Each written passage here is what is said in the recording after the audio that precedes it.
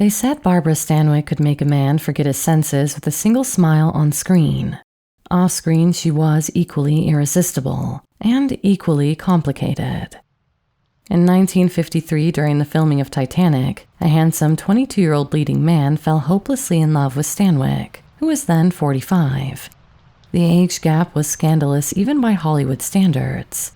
So they met in secret and stole passionate moments away from gossip columnists' prying eyes. And so her life became a web of secrets and lies, one which would grow ever bigger as the years wore on. Finally, the truth would come out, and much, much more. So who was Barbara Stanwyck? Welcome to Hollywood Mysteries.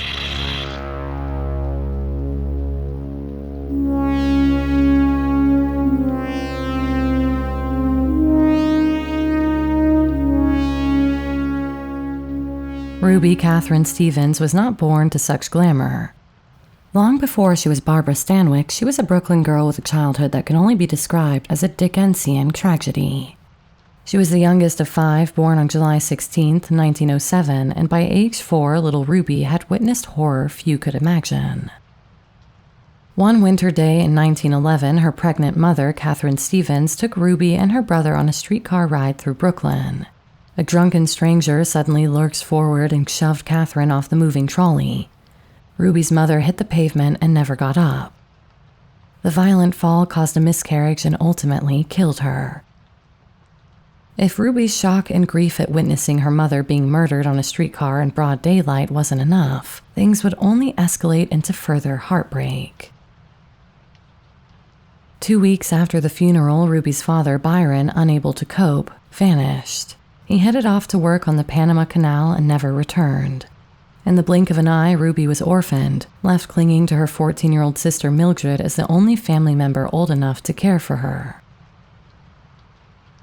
Mildred tried her best to care for Ruby and her brother Byron Jr., but Mildred was a chorus girl and so was often on tour, trying to scrape a living.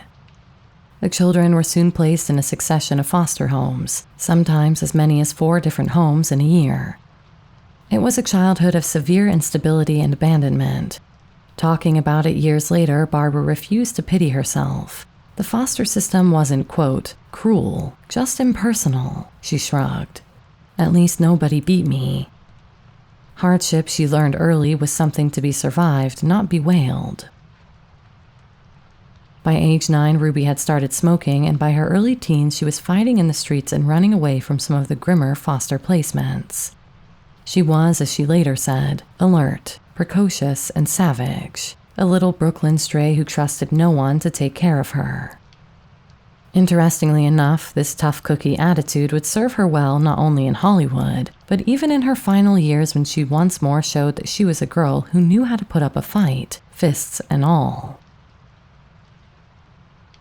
If any light pierced Ruby's hard-scrabbled childhood, it came from the movies. She spent afternoons at Nickelodeon's where she idolized fearless silent film heroines like Pearl White. She dreamed of escape into those flickering worlds of adventure and romance. By 14, Ruby had had enough of school and enough of relying on anyone but herself. She dropped out of school in the 8th grade, took a job wrapping packages at a department store, and never looked back. I knew that after 14 I'd have to earn my own living, and I was willing to do that, she said. A natural-born scraper, Ruby lied about her age to get work as a switchboard operator and a dress pattern salesgirl, but her real ambition was to be on stage. With savings from her menial jobs, she bought dance shoes and practiced routines in her spare hours. Her elder sister Mildred tried to discourage her, but the pull of showbiz was stronger than any sisterly lecture. In 1923, just shy of 16, Ruby talked her way into a chorus line audition at a Times Square nightclub. By sheer grit and some blossoming good looks, the teenager landed a spot dancing at the Strand Roof nightclub, and within months she earned a coveted role as a Ziegfeld Follies chorus girl. She was soon shimmying in feathers on the New Amsterdam Theater stage. The work was grueling and the competition fierce, but Ruby thrived. Night after night, the petite brunette danced until her feet bled, then did it all again the next day. 15-year-old Ruby would shake for sugar daddies and get banknotes stuffed in her scanties, as her biographer later put it, adding that she learned exactly how to, quote, inflame a man's interest and then give him the brush off. That early education and flirtation, turning desire on and off like a spigot, would later become one of Stanwyck's signature powers on screen. It wasn't long before Broadway noticed the scrappy yet fine featured kid from Brooklyn. In 1926, a theater producer named Willard Mack spotted Ruby in a chorus line and thought she had star potential. He hired the 19-year-old dancer for a part in his new Broadway drama, The Noose, and apparently suggested a more marquee-friendly name, Barbara Stanwyck. Barbara later claimed that she chose the name herself, Barbara from her character in the play, and Stanwyck borrowed from a co-star's last name. But either way, the transformation from Ruby Stevens to Barbara Stanwyck was deliberate. It was a hard new name for a hard new woman. At first, The Noose flopped, but when it was retooled and reopened a few months later, Barbara's minor part was expanded. Every night she stepped on stage and broke the audience's heart as a tragic chorus girl. Even jaded New York critics took notice of her raw emotional honesty. Virtually overnight, the former foster kid became a Broadway star. Offers poured in, and Barbara soon landed the lead in a 1927 melodrama called Burlesque, a huge hit that had her name up in lights. The New York press hailed her as an up-and-comer with plenty of personality and heart, and Hollywood studios began sniffing around. After years of scuffling for food and shelter, Barbara Stanwyck suddenly found herself at 20 living in a modest midtown apartment filled with floral bouquets from stage door Johnnies and high-powered agents alike. Now, before I tell you more about those stage door Johnnies, including one Johnny in particular who opened more than just a stage door for Barbara, I'd like to draw your attention to the Hollywood Mysteries merch store, which I've linked on screen now and down in the description. There's something a little special this week as I've launched a Barbara Stanwyck shirt especially for this episode. Her look in Double Indemnity is surely one of the chicest and coolest in film noir history. So I thought it would be a perfect design for a new shirt in the store. You can check out the other designs by clicking the link, and all the shirts come in a wide range of sizes and colors. They ship from the US, EU, UK, Canada, Japan, Brazil, and Australia, and they start at just $25. Thank you so much to all of you who've picked up a shirt already. I'm delighted at all the positive feedback about their quality and the designs. But now let's get back to the incredible journey Barbara took from stage door to Double Indemnity. One admirer who pursued Barbara during her Broadway ascent was a dashing vaudeville comedian 10 years her senior, Frank Fay, nicknamed Broadway's Golden Boy. Fay was a fast-talking charmer famous for emceeing Ziegfeld shows, and he took the young actress under his wing. Barbara saw in him something that, emotionally, she desperately craved: stability and guidance. At this point, Barbara had experienced enough grief to last a lifetime, and Fay looked like a way out. The last time a light like this had come into her life was when she met Rex Cherryman, her Noose co-star. Rex became her secret lover, but as with so much in Barbara's life, she barely had a moment to breathe in the happiness of her connection before suffering a devastating loss. Rex tragically died of septic poisoning in 1928 at just 31. Stanwyck was, once again, emotionally shattered. In Frank Fay, she found a refuge from grief. He represented a sense of security she'd never had before. Fay became mentor, protector, and soon husband. They married in August 1928, and Barbara vowed to stand by him. That promise was quickly tested. Almost immediately, the newlyweds headed west to Hollywood, lured by a contract Warner Brothers had offered Frank Fay. Stanwyck, for her part, was ambivalent about Los Angeles. She had finally conquered Broadway and was worried she'd be lost in Hollywood's maze. But love and loyalty drew her along. The couple arrived in 1929 to find a town still adjusting to the talkies and hungry for fresh faces. At first, Barbara struggled badly. She wasn't a conventional beauty by 1920s movie standards. Her voice was low and throaty.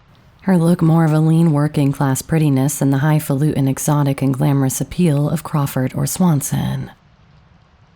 Her first two films, Broadway Nights in 1927 and The Locked Door in 1929, made hardly a ripple.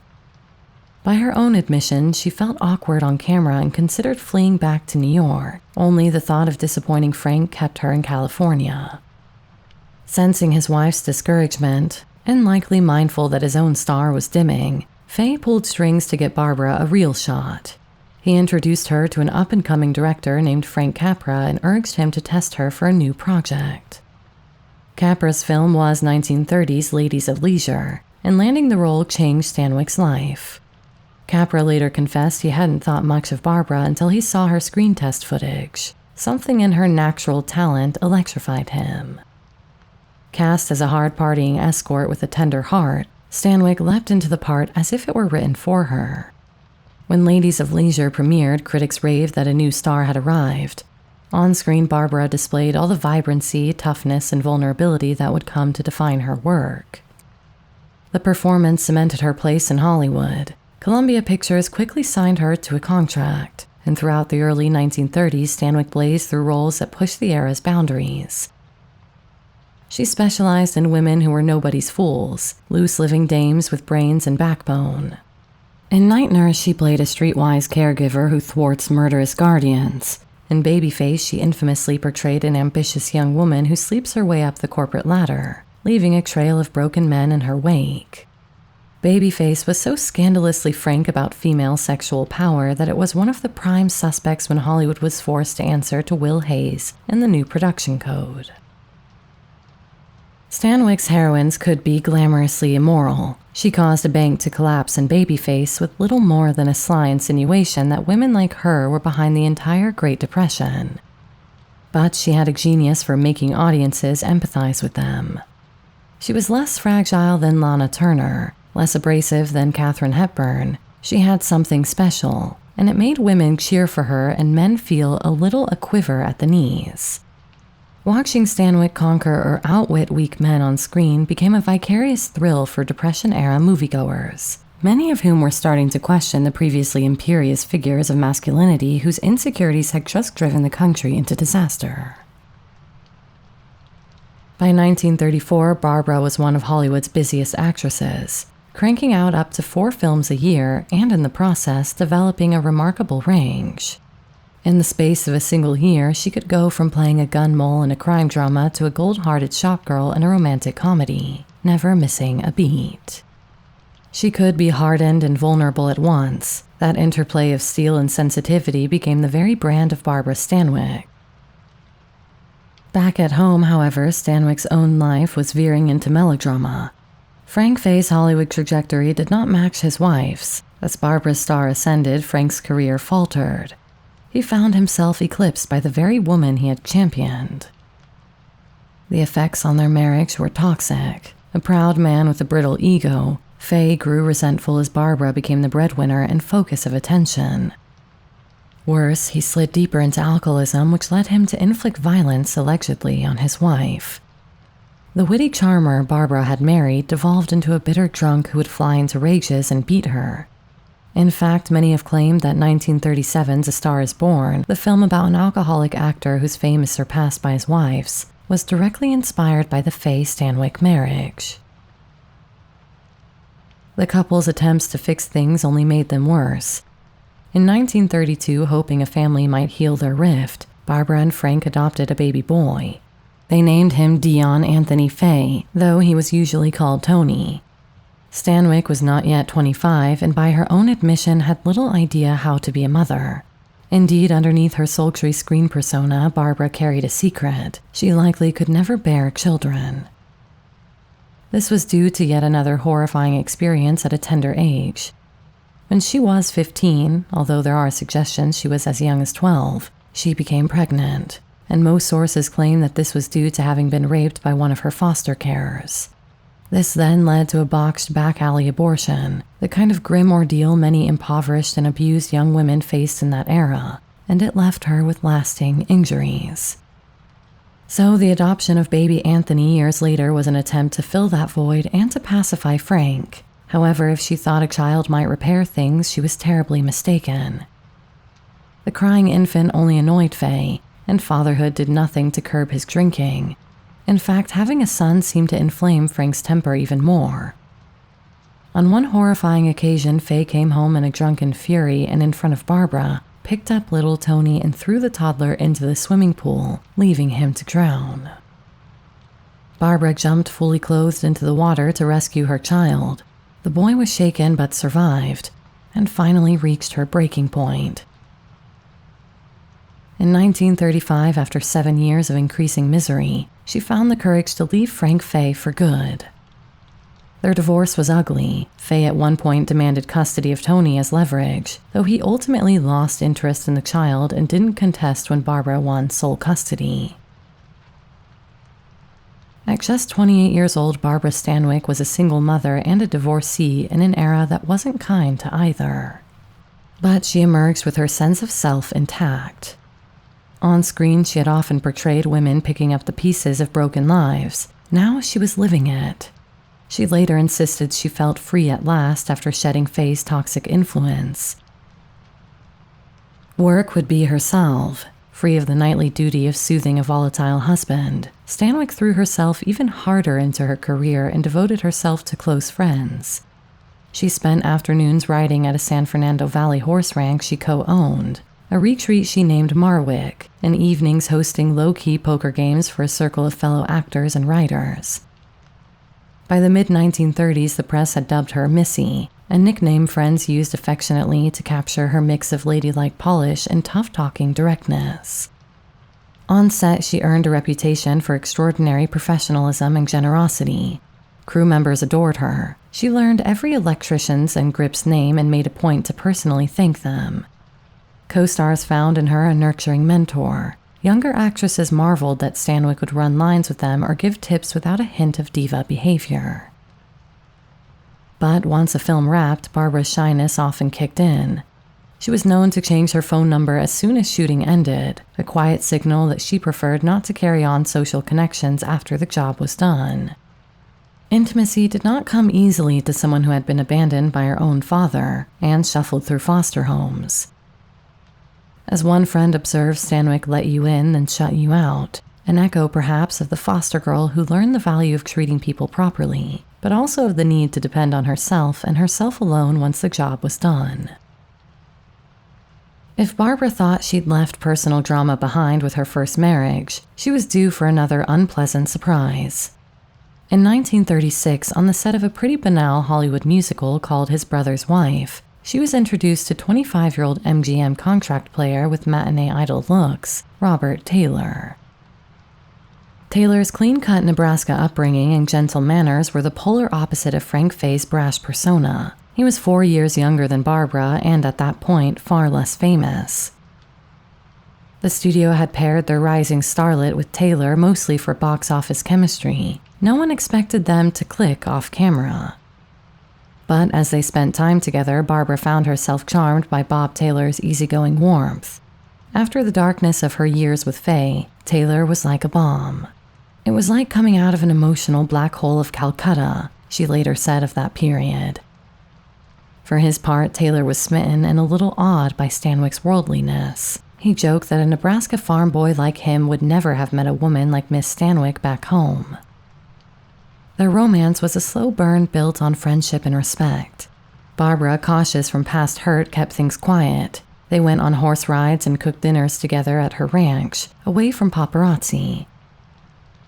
In a reversal of her first marriage, Stanwyck this time became the mentor. She was the seasoned Hollywood player, Taylor the fresh face learning the ropes. She coached him on scripts and scene technique. He taught her to loosen up and enjoy life beyond work. By 1937, gossip columns began pairing their names, noting that Barbara Stanwyck seemed unusually happy lately in the company of MGM's latest handsome young man. She tried to deflect questions. After all, she had once vowed never to marry again, but there was no hiding the glow in her eyes. Still in 1930s Hollywood, an unmarried couple living openly in romance was taboo. In 1938, the fan magazine Photoplay ran a prurient article titled Hollywood's Unmarried Husbands and Wives, explicitly naming Stanwyck and Taylor among stars carrying on, quote, as if married without a license. The whiff of scandal set MGM's front office into a panic. Studio mogul Louis B. Mayer, protector of MGM's wholesome image, strongly suggested that Bob Taylor make an honest woman of Miss Stanwyck. Both actors initially resisted. Barbara had been down the rocky marriage road and Bob, truth be told, wasn't eager to wed just yet. But in those days, stars were at the mercy of their studio contracts. Under pressure, the couple relented. On May 14, 1939, MGM announced the marriage of Barbara Stanwyck and Robert Taylor in a brief ceremony at her Beverly Hills home. If photos of the newlyweds look a little strained, it's because Mayer had orchestrated every detail. There was no honeymoon. That very night, Taylor dutifully went to his mother's house to break the news to her before she read it in the papers. "I wasn't sure I was in love," Taylor later admitted of that momentous "I do," recalling how boxed in he felt by the studio's ultimatum. But whatever private doubts existed, Barbara and Bob publicly played the parts of a devoted Hollywood power couple. For a time, life was kind to them. Throughout the early 1940s, both enjoyed professional success. Stanwyck reached her career zenith, delivering on one iconic performance after another. She dazzled as a wry con artist in Preston Sturges' 1941 comedy, The Lady Eve, then turned around and earned an Oscar nomination for playing the self-sacrificing mother in Stella Dallas, a role uncannily opposite her own maternal reality. In Howard Hawks' Ball of Fire, she was a slinky nightclub singer teaching Gary Cooper the slang of the streets. And then in Double Indemnity, she created perhaps her most indelible character, Phyllis Dietrichson, the housewife turned black widow who seduces an insurance agent into murder. With her platinum blonde wig and an anklet glinting on one shapely leg, Stanwyck's Phyllis in Double Indemnity became the very definition of the film noir femme fatale. Alluring, diabolical, yet chillingly matter-of-fact about her evil. Critics and audiences were mesmerized. Decades later, many still consider it Barbara's greatest role, marveling at how her cool detachment made lines like, "I need him like the axe needs the turkey," simultaneously funny and terrifying. The Academy noticed too, nominating her for Best Actress, which was her third nod. By 1944, Barbara Stanwyck was the highest-paid woman in America, earning an astonishing $400,000 that year. In an industry of manufactured images, she had achieved something rare, genuine respect from peers and the public alike. Not only that, she was almost 40 years old, an age at which the vast majority of actresses were being transported directly to the scrap heap by Hollywood studio bosses. And yet, here she was in Double Indemnity, her most mesmerizing and seductive role. As film critic David Thompson later put it, Stanwyck was delectable, a stirring mixture of toughness and sentiment, a truly and creatively two-faced woman who could do it all. Yet even as her professional life soared, under the surface the Taylor-Stanwyck marriage was developing cracks. Friends noticed that Barbara, always strong-willed, could be cuttingly critical of Bob in private, like a director fussing over an actor. He had been a Navy man during World War II, and upon returning from service, he chafed at taking orders at home. For a while, they maintained a united front, gracing magazine covers with their photogenic smiles, playing hostess and host at dinner parties for Hollywood's elite. But by the late 1940s, that facade was wearing thin. As one observer quipped, in real life, the laughter died at her door. The war years had kept them apart, and distance grew between the couple. Robert Taylor, ever genial on the surface, began seeking validation elsewhere. On set in 1941, he had been paired with MGM's young blonde bombshell Lana Turner for the film Johnny Eager. Turner, all curves and coyness, caught Taylor's eye like a firework. She became an obsession. "I had to have her, if only for one night," he later admitted, with perhaps more candor than wisdom. Turner herself claimed she tried to dissuade Taylor from doing anything rash, insisting their flirtation was no grand romance. But the damage was done. Embarrassingly, Taylor actually approached Barbara and asked for a divorce so he could pursue Lana Turner. Stanwyck refused, and mercifully, gossip columnists never got wind of that episode at the time. She swallowed her hurt and carried on. Hollywood marriages had endured infidelity before. Perhaps she believed they could move past it. But more betrayals followed. In 1948, filming East Side, West Side, Stanwyck befriended her co-star Ava Gardner, unaware that Gardner was secretly bedding Robert Taylor behind her back. Life imitated art cruelly. In the film, Stanwyck's character is a betrayed wife while Gardner plays the other woman, and off-camera the exact same triangle was occurring, only the emotions were real, not theatrical. Ava, bold as brass, later even described in her memoir how wonderful Taylor was as a lover. Barbara weathered that humiliation with tight-lipped dignity. She confronted Bob, who pleaded it was just a fling, and she again reconciled. But the final straw arrived in 1950 when Taylor went to Rome to film Quo Vadis and began an indiscreet affair with a young Italian starlet, Lea Di Leo. This time, the tabloids got wind of Taylor's Mediterranean dalliance and splashed it across the headlines. There was no containing the scandal. Alone in Hollywood, Barbara read about her husband's new lover and felt the last ounce of patience drain away. She sent word to Taylor, "Come home immediately, or else." When he did, Stanwyck delivered an ultimatum: "End the philandering once and for all, or our marriage is over." To her dismay, Bob didn't beg forgiveness or promise reform. The truth was he had fallen out of love and lacked the will to repair things. They agreed sadly to part. In 1951, Barbara Stanwyck and Robert Taylor quietly filed for divorce, ending Hollywood's ideal couple with surprisingly little fanfare. Stanwyck did not let Taylor off easily. Though she was wealthier than he, she demanded in the settlement that Taylor pay her alimony, 15% of his future income until one of them died. It was an unusual request and one surely motivated less by need than by hurt pride, or a bit of black Stanwyck humor. If he was going to chase other women, she'd at least get a cut of the proceeds. Taylor agreed without protest. However, Barbara's friends observed that even after the split, she never ceased caring for him.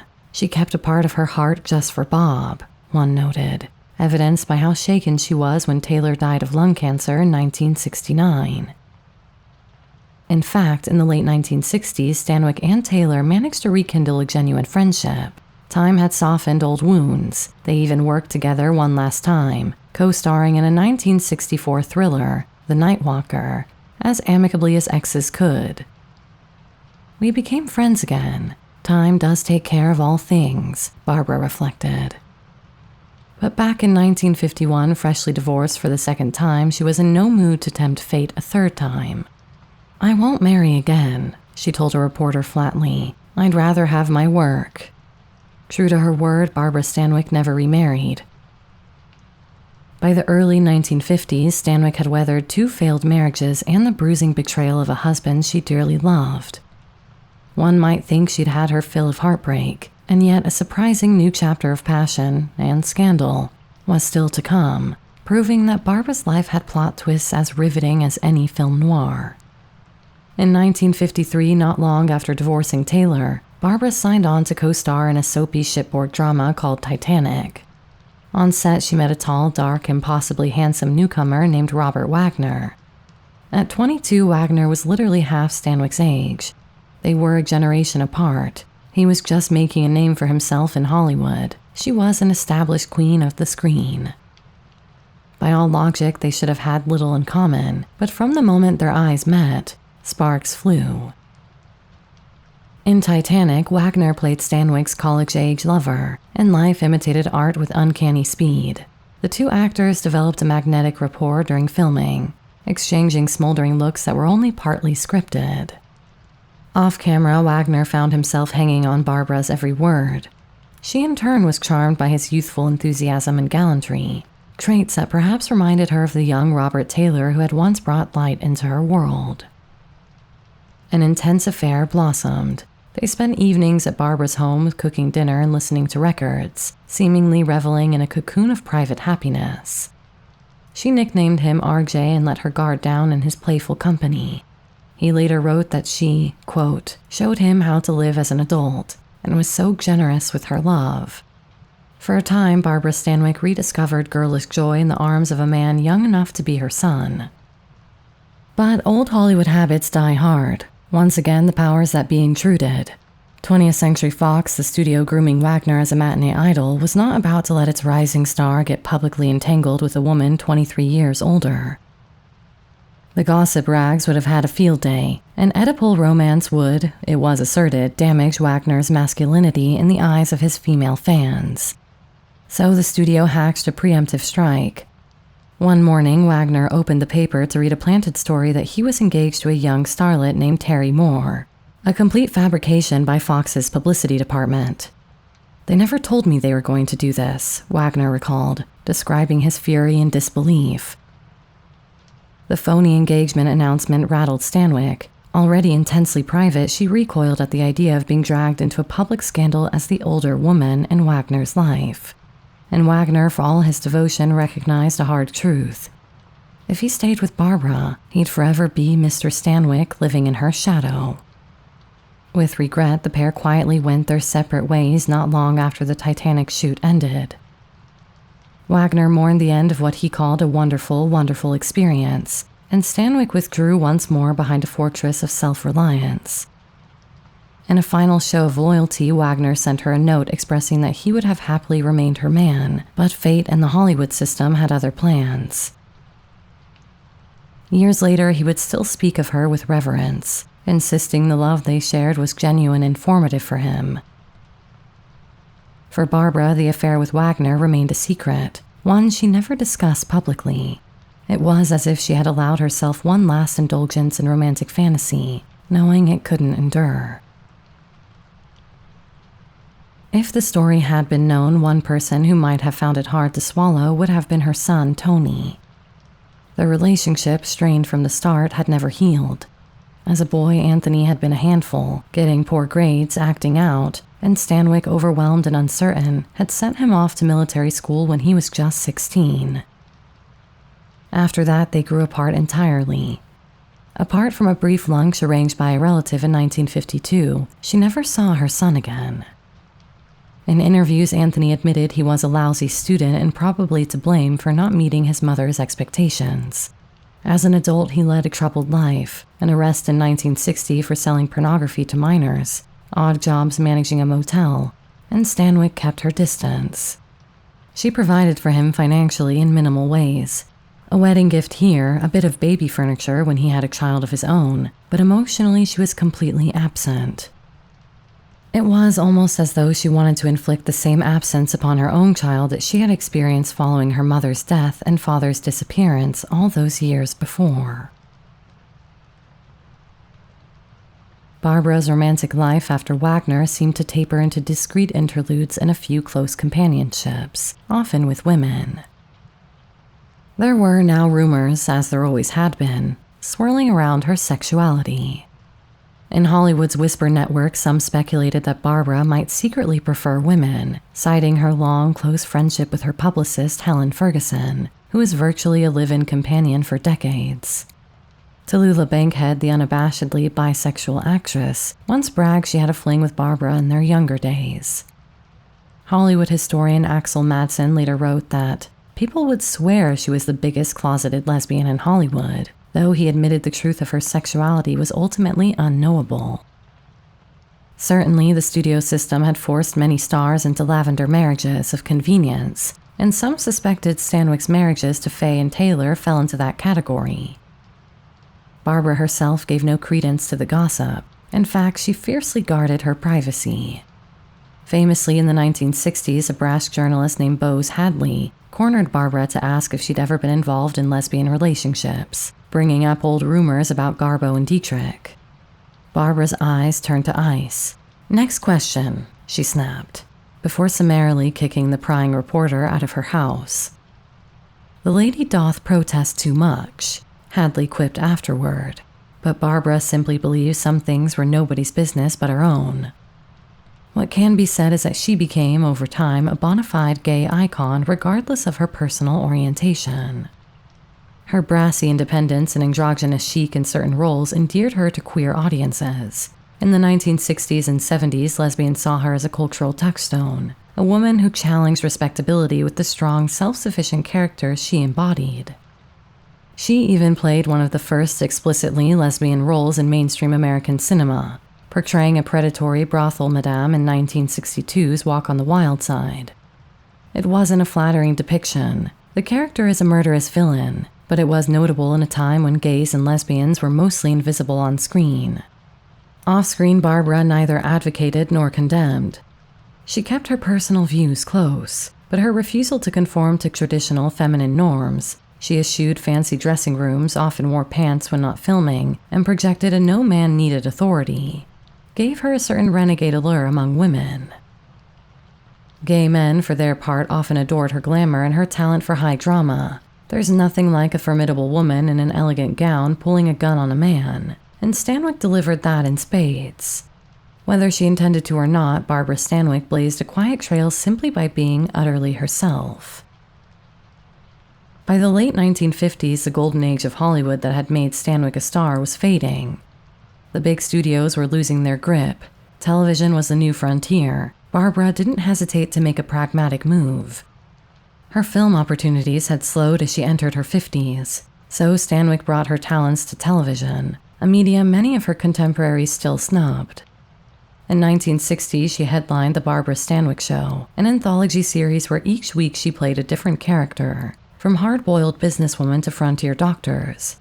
It was an interesting experiment, but audiences didn't latch on, and this show lasted just one season. Still, it earned Barbara an Emmy Award in 1961, one of the first major film stars to win TV's top acting prize. A few years later, she struck small-screen gold with The Big Valley, a Western series that cast her as Victoria Barkley, the strong-willed matriarch of a ranching dynasty. Premiering in 1965, The Big Valley introduced Stanwyck to a new generation. Dressed in black, riding high on a horse with a rifle at hand, she was once more a commanding presence. Don't mess with the matriarch seemed to be the moral of each episode. Audiences loved it. Over 4 seasons, Barbara won 3 more Emmys for her performance, and she became close with her young co-star Linda Evans. Evans, who played Victoria Barkley's daughter Audra, was only in her 20s and lost her mother during the series' run. Barbara stepped into the breach. "She took on that absent mother role in my life," Evans said years later, recalling how Barbara would give her advice and comfort on set. There was an irony in all of this. The orphan who had felt so incapable of mothering her own child became a beloved mother figure to a co-star. Stanwyck brushed off such praise, but those close to her noticed the softening in her in the Big Valley years. Barbara's late career proved that true talent endures. She continued to work steadily through the 1970s, guest starring on series like The Untouchables and Dynasty. In 1983, nearing age 76, she shone in a blockbuster TV miniseries, The Thornbirds, playing Mary Carson, a wealthy, iron-willed matriarch lusting after a young priest. Stanwyck was at once fearsome and pitiable. Her performance, equal parts steely glares and aching vulnerability, earned her a Golden Globe and yet another Emmy. At an age when most actresses had long been put out to pasture, Barbara was still winning accolades, still commanding the screen, albeit the television screen. She joked that acting was the only thing she knew how to do, and she'd go on until they'd have to shoot me to stop. It almost came to that. Behind the scenes, life dealt Stanwyck a few more blows in her later years. A lifelong heavy smoker, she suffered from chronic obstructive pulmonary disease and heart issues in her 70s. Then, one October night in 1981, an incident occurred that seemed ripped from a crime thriller. Barbara was asleep in her Beverly Hills home when a burglar broke in. The intruder struck the 74-year-old actress on the head with a flashlight, then locked the dazed Stanwyck in a closet while he ransacked her belongings. He made off with $40,000 in jewels, including a cherished ring Robert Taylor had once given her. Barbara, still a street-tough kid at heart, eventually freed herself and phoned police, but the trauma lingered. Those who knew her say that after the burglary, Barbara became more reclusive, declining public appearances and finding solace in quieter pastimes. Her health steadily worsened as well. In 1982, the Academy finally gave her an honorary Oscar, a tribute to her body of work. but Stanwyck, too frail to attend the ceremony, sent her sincerest thanks via friends. In her final years, she was largely confined to her home in Santa Monica. However, while she may have softened up in the eyes of her late career co-stars, an astonishing hard-heartedness remained in her, right until the bitter end. She instructed those close to her that if her son Anthony ever tried to contact her, he should be turned away. On her deathbed, she gave explicit orders that her son not be allowed to see her under any circumstances. It was an extremely cold finale to one of the most painful chapters of her life. Perhaps Barbara felt that estrangement was the kinder option, sparing them both from further disappointment. Anthony Faye outlived his mother by 16 years, passing away quietly in 2006 at 74, having never reconciled with the woman he still called mother, despite it all. In January 1990, the final curtain fell for Barbara Stanwyck. She had been living alone with her caretakers in a modest home in Santa Monica, the same city where, 60 years prior, she had filmed Ladies of Leisure and launched her legend. After years of battling emphysema and heart disease, she succumbed to congestive heart failure on January 20th, 1990. She was 82. True to form, she had requested no funeral, no memorial service. In death as in life, Barbara Stanwyck declined the spotlight when it came to her private self. Instead, her memorial took place in the flicker of projectors and the glow of television screens as fans worldwide revisited her films and shows. Obituaries hailed her as the greatest actress to never win an Oscar, a backhanded distinction she shared with a few other luminaries of classic Hollywood. But awards had never been her motivation. She left behind a body of over 80 films and countless TV episodes. Characters ranging from gun-toting cowgirls to sophisticated noir temptresses to self-sacrificing mothers. In each, she imparted a truth and candor that was uniquely hers. Director Cecil B. DeMille once said that Stanwyck symbolized the eternal feminine in all its complexity. Perhaps John Coball, the film historian, put it most simply: you knew she was regular people, what you hoped regular people were like. Despite her star charisma, there was an earthiness to Barbara that made audiences feel she understood them, their struggles and their hopes. As she said herself, "I'm a tough old broad from Brooklyn. Don't try to make me into something I'm not." It was that hard-won honesty, a quality forged in orphanages and chorus lines, tempered by heartbreak and sustained by sheer will and an undoubted coldness of heart at times, that defines her enduring appeal. She was both ordinary and extraordinary, regular people and absolute star, depending on what you needed her to be. In that duality lies her magic. Her life was a kind of quintessential American tale of victory over adversity, with all the necessary chapters of scandal and sorrow that only made her harder and brighter. And like the best of her films, it's a story that stands the test of time, tough, true, and unforgettable. I hope you enjoyed this episode. If you have a favorite Barbara Stanwyck movie, let me know what it is in the comments. I love to see you all discussing movies amongst yourselves down there. It's one of the best things about the channel. Don't forget to like, share, and subscribe. And if you want more content like this, then consider joining me on Patreon or as a YouTube member for an extra weekly episode, exclusively for supporters. Thank you to all of those who have signed up already. I hope you're enjoying the new series. Until next week, sweet dreams.